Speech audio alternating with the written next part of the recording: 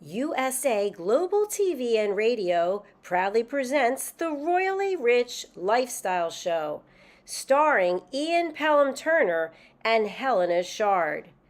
Brought to you in part by the British School of Excellence, Investors in People. This program is brought to you in part by the British School of Excellence and founder, Mr. Philip Sykes, building confidence, changing lives. Do you share our view that etiquette is a set of modern life skills that are essential for personal and professional success? Join us as an etiquette coach and change people's lives through the power of etiquette and manners. The last few days have been really amazing. I had the trainer course from the British School of Etiquette. And I must say it's been one of the best decisions I've ever made and one of the best investments I've made in my own training and development. Now, words alone will not describe the transformation and the positive path that I have traveled with the British School of Etiquette. I find I learned a lot from the lessons this time I came. The last few days with the British School of Etiquette have been fantastic. And what I've learned now is really beyond my expectations. This is the most rewarding experience and the best investment I have made this year. It was just great. I learned so much, and when I go back to Belgium I will incorporate a lot of it into my day-to-day life and business. It's been absolutely wonderful for the whole week that we were here. I feel transformed, and I feel like blowing a trumpet and tell people, come and do this school. This class is the best. This is the best school ever. You should take it. It will change your life immediately. I am now able to teach other people how to bring the best of them. Thank you. Thank you, BSE. Thank you. Thank you so much. Thank you. Thank you to our clients for their testimonials on the Train the Trainer program.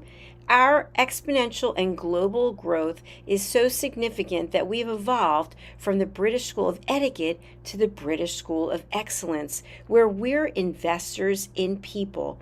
Let us invest in you and your career. Contact us to become an etiquette coach. Go to thebritishschoolofexcellence.com. Start your career and elevate your success today.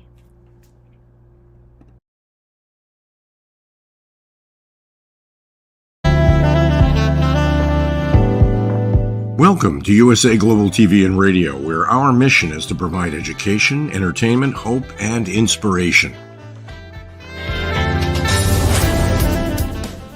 USA Global TV and Radio connects you with experts and audiences all around the world every single day to help you succeed in business and to live a richer life. Visit us at usaglobaltv.com to learn about career and life-changing training and mentoring programs like the Listening Mentor. Subscribe to our newsletter to stay informed about our special programs and offers. Discover how you can become a guest on one of our shows or a host or producer of a USA Global TV and Radio show of your very own. That's USA Global TV and Radio, where the doctor is always in.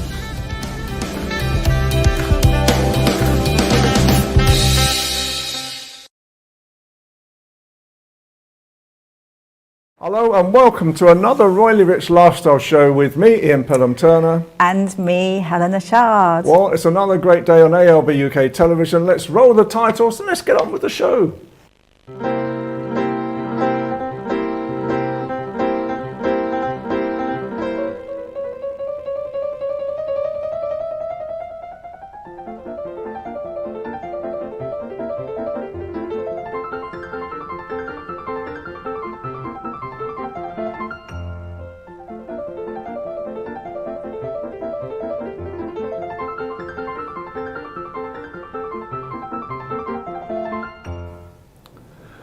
Well, it's got another great week with the Royals. What on earth have they been up to again? Helena, what's been going on? There's been so much going on.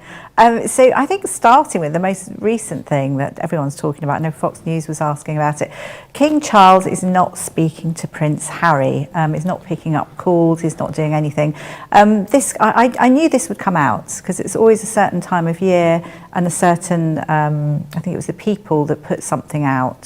So that's, I think, Harry's People, isn't it? He was saying that he basically is trying to speak to his father and he cannot. But this is now done. Obviously, we don't know the complete truth about everything, and we don't know if it's 100% true.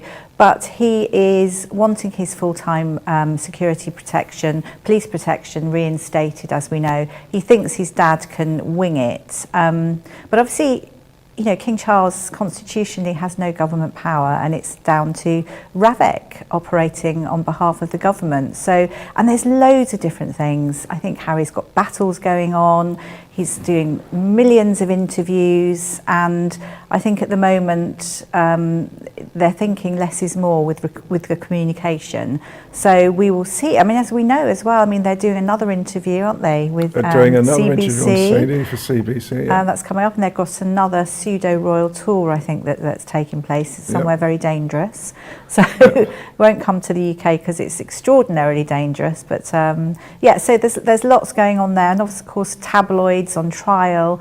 Again, there was lots going on there. So I don't know. There's a lot of blame game going on, but I think the interview is on Sunday, so we will wait and see. Let's see what happens. Absolutely. But also, Prince Harry is about to inherit a huge amount of money, and this is courtesy of his great-grandma, who was incredibly funny. She was so funny.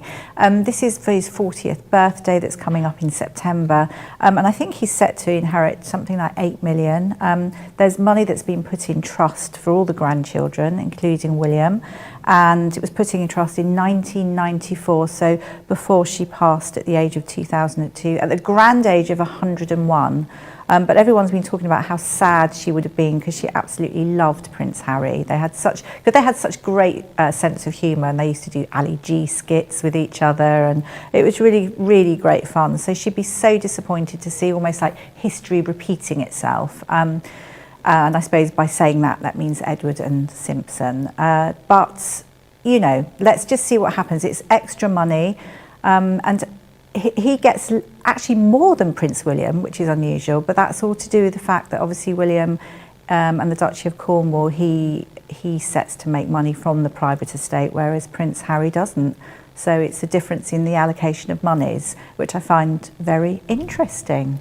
Well, I think, you know, the reality with all of this is that they've all got another big payday between them all at the moment, and huge amount. Let's come back together. That's my message. Let's get them all back together again. I think it will take a while. It's going to take a while. I know. Absolutely. And obviously King Charles, I mean, there's lots of talk, isn't there, about King Charles wanting everybody, that's the public, to be able to connect with the palaces and the castles, and making everything more public, which is fantastic. And in fact, even Balmoral into a museum, which will be very interesting. So one of the things at the moment is King Charles is opening one of his favourite Scottish retreats, and that's for private dinners this summer. A unique chance to enjoy this dining experience at the Castle of May. Now, I would love to do this, I have to say. Something for us to do, I think, Ian. We'll have to take a wander to Caithness. Apparently, groups of 12 can take a champagne tour of the 16th century castle and enjoy a bespoke 3-course meal made by a local chef, so it sounds very delicious. Dinner served at the King's table, in the dining room, which His Majesty normally uses, and obviously an option of a whiskey and gin tasting as well. So, and in the drawing room, and live music from the piper to follow. So, real authentic experience. I love the fact that things have been opened for everyone to try, which is great. And of course, people have always been able to stay at Granary Lodge on site, and that's open whenever King Charles isn't around. So. And following on as well, we were talking about the late Queen Mum, who's so funny. She bought the castle in 1952. It was gifted to Queen Elizabeth May Trust in 1996. And it attracts so many visitors. And obviously now monies go to the King's Foundation, which is all great news, and offers lots of educational courses. Something as well, we love Princess Diana, and I know Ian's taken some lovely photographs that we should show on the show again, shouldn't we? Some really beautiful ones. But I'm interested to know that Princess Diana's beloved Christian Dior bag, it used to be called the Choo Choo bag. It was launched in 1994. Princess Diana absolutely fell in love with it, and 2 years later they named it after her in her honour. So it was then the Lady Dior bag in '96, obviously with Diana's blessing. And it was the most popular design. She had it in every single colour, and I think it was with her new sense of freedom. She really became a boss sort of woman status, wearing these wonderful fashion choices, and it really went with her whole newfound confidence and worked with her philanthropic career that she'd carved out for herself. And leading into that, which is quite interesting, is that Meghan, now, when she's out and about with her girlfriends, is seen carrying a Lady Dior bag as well, but she has a slight difference in that she's got an embroidered little... she's got her name on it. She's got her name on it. Now, isn't that typical? She's not a working royal, but she's hanging on to that royal title for dear life, despite not being a working royal, and so she has the Duchess of Sussex on it, which is DSSOS, which is slightly strange, but I think Duchess must be the DSS bit, and then OS is Sussex. So that's fun. So she has taken over that, which, no, it's always going to be Princess Diana's bag, as I see it. Absolutely. And a fun one as well. So the Society Bible Tatler magazine, a very good magazine, has recently compiled a list of all their best dressed people for 2024. And I think the irony is that there's the most unlikely person royal that's been chosen as being the best dressed person that scooped the crown, and it is Princess Beatrice. Now, I'm thrilled that she's been given this award, but obviously she's gone from one extreme to the other, where she was so mocked with her fashion, as we can see the hat that she wore to the Prince and Princess of Wales wedding, which she did sell off for charity, so it did make a lot of money, but always has had a dig. But she's looking very sophisticated now and beautiful, and this is down to her new stylist, and she's actually been called the Princess of Perfection, which I think is probably going a little bit too far, but good for her. I'm trying to think of who her new stylist is, but it's Olivia Buckingham. I knew there was a royal twang there.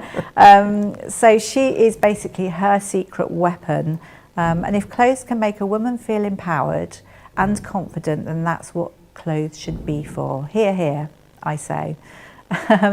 So good for her. I feel sorry for her sister though, but I guess she's looking stylish, isn't she? I think really stylish at the minute. And also the Princess Royal, as we remember, we reported on this show not so long ago. She's a most unlikely men's fashion icon, and Fendi basically said that she gave her inspiration for the new male line. She's the most elegant and the chicest woman in the world. Again, isn't that a fun one? And we can see her there in the MAC when she's sporting, and Fendi obviously did a copy for the male catwalk there, which is unusual to say the least.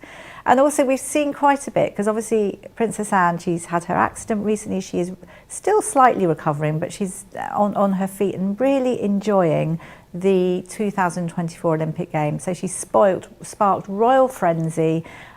She was giving Adam Peaty his award, his silver for 100 metre breaststroke, and really enjoying all the games. In fact, I think she's there for the whole time. Absolutely, and I think we've got a picture of her with her husband as well at the Olympics, with a and I love it. Hat on. Do you know, I love that hat. Isn't that great? I think she sort of looks very with it there. It's a bucket hat, isn't it?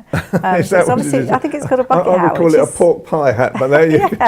I think I love that. But, so she's enjoying everything and giving out all the medals, and people are really enjoying seeing her there. Of course, we remember she was in the 1976 Olympics herself, and also her daughter Zara won silver at the 2012 team eventing. And yes, just to say that she does the 3-day event, not horse racing, as I mentioned the other week, Yes. which was completely wrong. I realise I made the mistake, but there you go. It had all sorts of aspirations, I just think, of well, going over the jumps at Ascot. all to do with horses, and she's really enjoyed the 2024. I got a feeling, didn't Anne once actually do horse riding?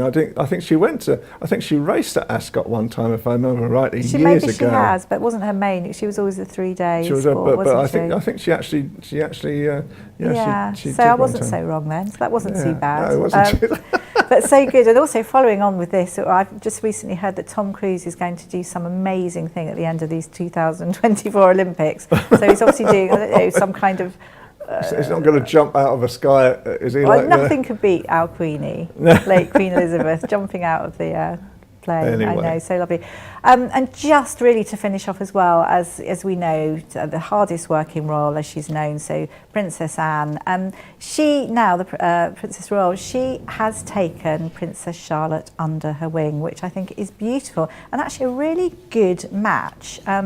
They get on incredibly well. They talk everything from, I don't know, it's to do with princess training, and I think the idea is to make sure that Charlotte doesn't go a little bit AWOL,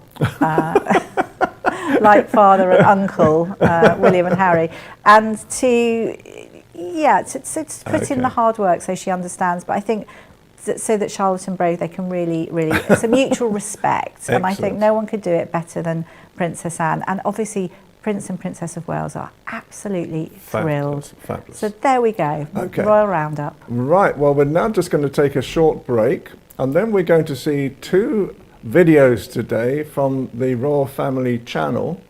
One is to do with King Charles, and he's in Scotland looking at some of the latest properties that he's been asked to view. And then the second one is the competitive nature of William and Kate. Stay tuned.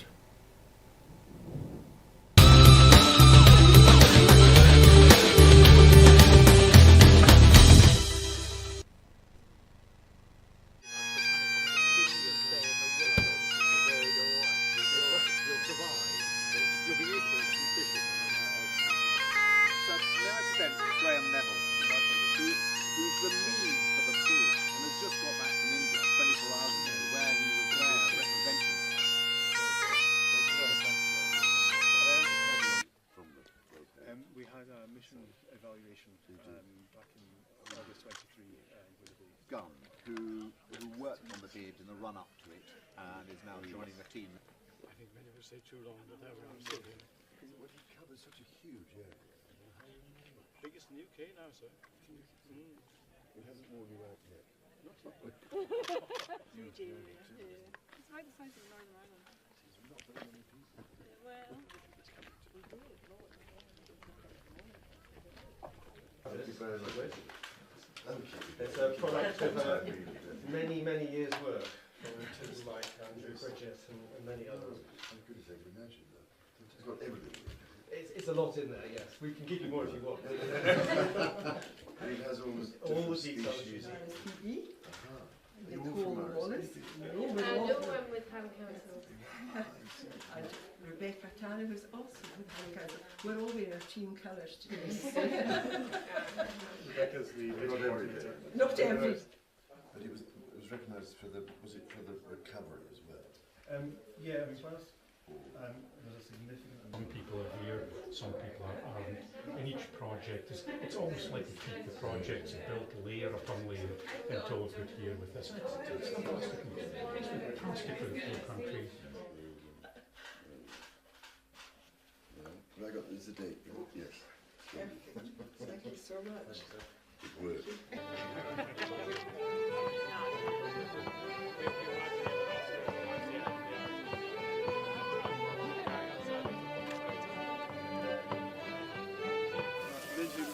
Sarah, if you want to come up here, you can just sit.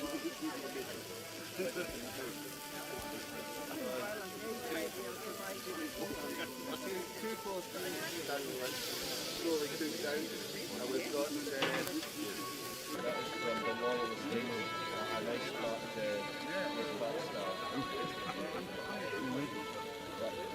style.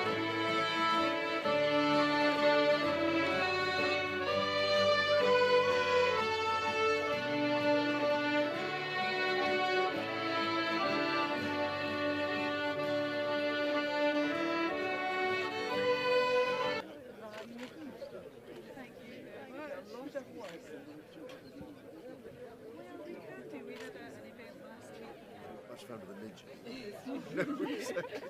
Challenge. But you might get something on the bottom. At the end of it. So where are you in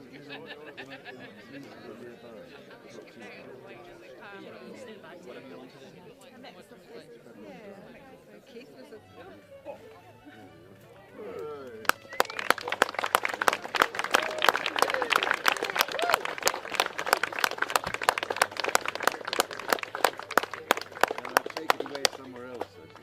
I do hope the venison burgers are up to standard.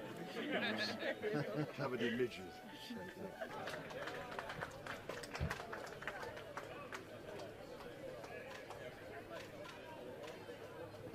45 seconds. Right, you're 10 seconds in.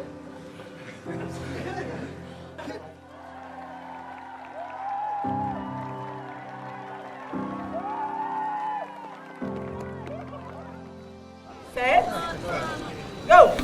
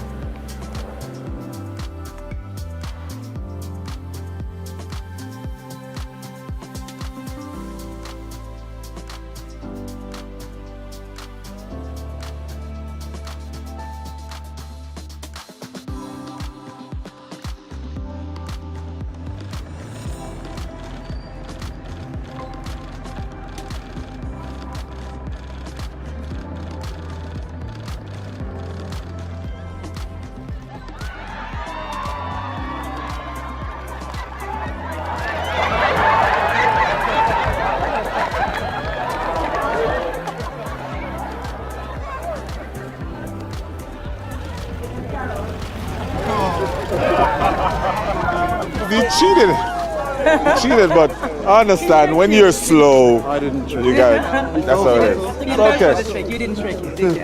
I'll get him back though. I'll get him back one day.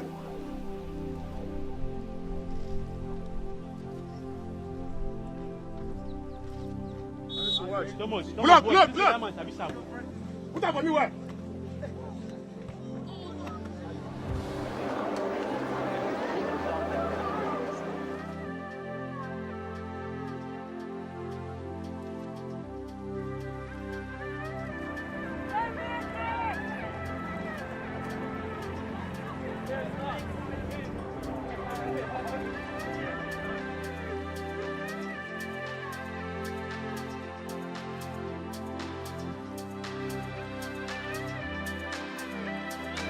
I'm shooting what's tall.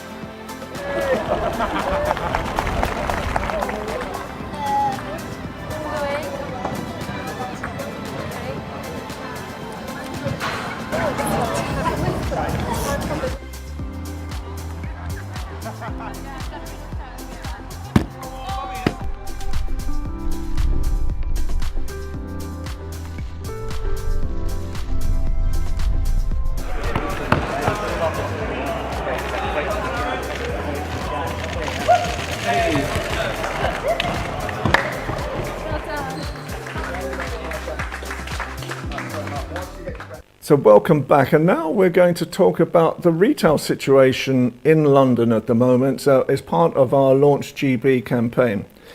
So first of all, retail at the moment is very important for producers and customers because it stimulates tourism. It's been estimated nowadays that London households spend £160 a week in retail. It provides 400,000 individuals and offers many part-time roles for work as well. 54% of retail employees are women. Employment in 43,000 establishments, and Oxford Street, as we are seeing now, is the busiest shopping centre in Europe. The departmental stores in Oxford Street started in the 1870s with John Lewis, and then in 1864 with the very famous Selfridges as well. But nowadays we look upon Brent Cross as one of the largest shopping centres in Europe. What do you think, Helena? God, I just think, you know, we know Brent Cross incredibly well, and that was it sort of opened up first in 1976 as the first out-of-town retail outlet, and I have to say it's really pretty good. It's got all the main shops in it. It's really, I think it's really good fun. It's safe. And you can get absolutely everything from there. But I think it was developed by Hammerson, and the lovely thing, it was actually opened by Prince Charles on the 2nd of March 1976. And in his honour, Prince Charles Drive runs along the front. And it attracts 15 million visitors a year. It's one of the largest incomes per unit for UK retail spaces. And it took 19 years to build at a cost of 20 million. And it's really, really praised as bringing the American style concept to the UK. I think what's so great as well, I think you have so much scope with all that space. You can bring people in, you can have pop-up stores if you want to, you can have great big plasma screens, so doing extra add-on sales, which I think is really exciting. And it's not like the olden days where it was the very traditional stores. And it's interesting that the first three major stores, Phoenix, John Lewis and Marks and Spencer's, are still there, that many years later. Absolutely, and you've got the fashion and food and relaxing, there's a lot of, it's really, and it's always very clean. So I think these stores, they do very well. I mean, I hope it's part of the future. Yes. I don't know.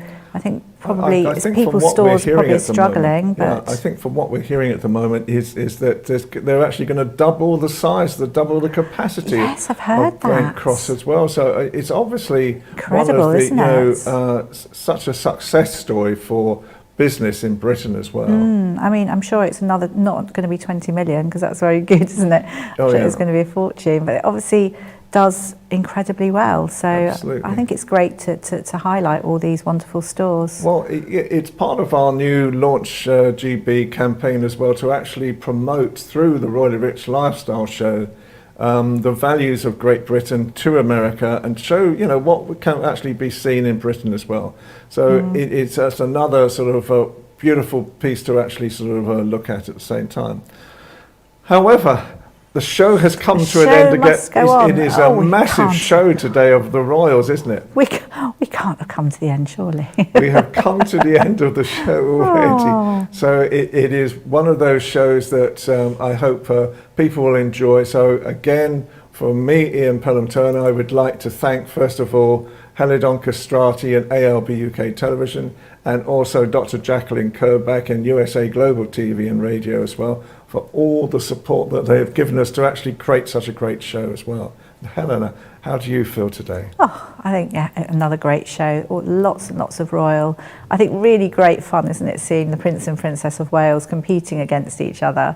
It's like, who would you choose for the Olympics out of those two? So and really great to be able to work with all these wonderful people as well. So we look forward to seeing everyone next week. Absolutely. So for me, Ian Pelham-Turner.